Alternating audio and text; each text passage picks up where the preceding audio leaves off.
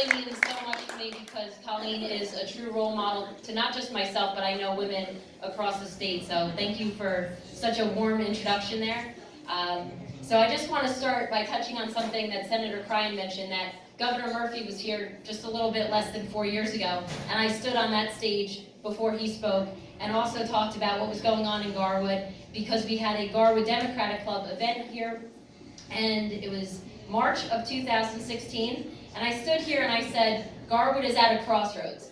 Mainly because we're at crossroads, I thought it sounded like a good idea, but to be honest, we really were at a crossroads at that time in 2016. We had a choice to make as a community. Were we going to take a step back, or were we going to take a step forward? And I think in recent history, you can definitely see how we've been taking those steps forward.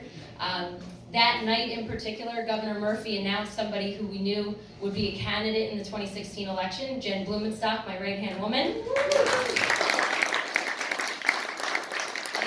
Maybe 95% of the room didn't know, and maybe he didn't know, but I knew that Mark Lazaro would be a future councilman here in Garwood. He was sitting right over there watching Murphy speak, so if that was the draw, we'll take it. Mark, it's been great working with you all these years on council. So back to this idea of Garwood at a crossroads in 2016. We really were divided. Anyone that followed the council meetings back then knew it was better than watching WWE or boxing.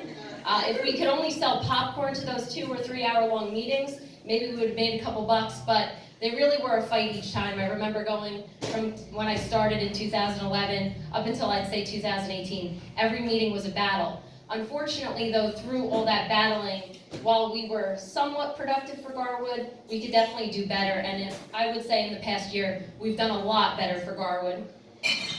We are a stronger community. That's something I ran on for when I ran for mayor in 2018, and I'm completely honored to be the 35th mayor in the history of the borough of Garwood, a town I love, as Colleen and Joe spoke about, the fact that, yes, I am a very proud lifelong resident, come from 4 generations of Tedisco's here in town, and in that family lineage, we also have the fact that my grandfather, who I look up to all the time, he's no longer with us, it's been 9 years now. However, you know, he was the longest serving Lions Club member and really loved this town, always talked highly of it, instilled a true love of the town in me.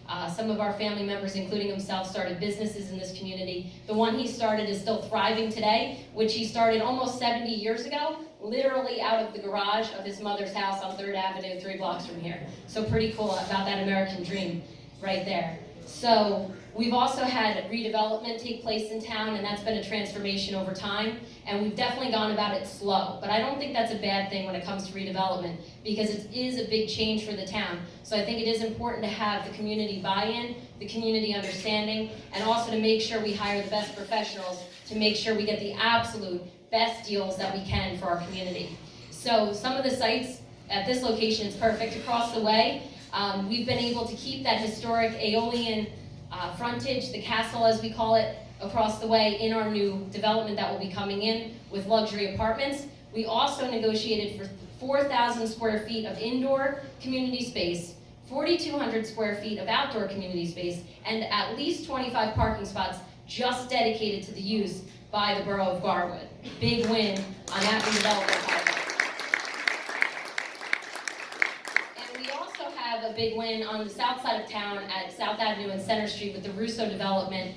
Very contaminated property, became a real eyesore, frankly, in the center of our town, which is a shame because, of course, we all know that those businesses, those industries, used to employ many, many workers, and many of which who lived in Garwood. But we all understand the state of manufacturing in not just Garwood, not just New Jersey, but in the country, and so we needed change to come. And with the right professionals, with the right redevelopment plans, we have some real headway going on. The demolition has been done over there on South Avenue, as you can see. We have the parking garage put up, but don't worry, you won't see it for long. Once they build around it, you'll never see that parking garage again, but you'll be happy the parking is there, that's for sure.